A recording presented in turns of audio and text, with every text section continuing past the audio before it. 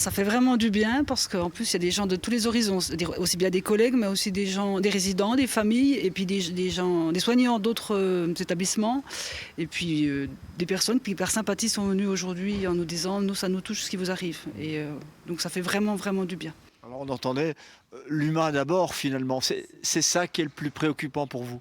Tout à fait. D'abord parce qu'on s'occupe de personnes humaines, avec des sentiments, avec des désirs, des besoins qui nous sont communs aussi en plus. Et puis c'est nous qu'on soigne finalement quand on soigne quelqu'un. Et donc on a besoin de faire ça avec humanité. Et on s'est retrouvé dans une situation où on nous empêche de travailler avec humanité, quoi, quelque part. Et où on nous a en plus blessés, donc c'était difficile de retrouver de l'élan. Et là aujourd'hui, on a de l'élan, quoi. Ça fait du bien. Quand on nous a interrogés au cours de l'enquête, on a été honnête, on a dit simplement comment on travaillait. Dans le dossier, on a marqué ce qu'on faisait.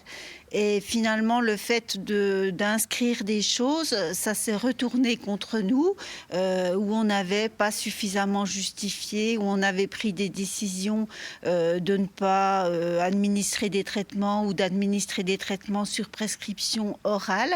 On a été dans la transparence, dans l'honnêteté, et finalement, cette honnêteté s'est retournée contre nous, et puis on a monté ça en épingle comme si on avait délibérément voulu agir contre la loi, en décidant que ces personnes n'avaient plus leur place dans notre société, alors que justement, nous, nos résidents, on se bat au quotidien pour leur démontrer qu'ils ont cette place. Donc, on ne décide pas de la durée de leur vie, on travaille essentiellement sur la qualité de leur vie. Nous, on voit l'humanité, on est au lit du résident, on voit la souffrance, on l'évalue, les théoriciens sont à des années-lumière de tout ça.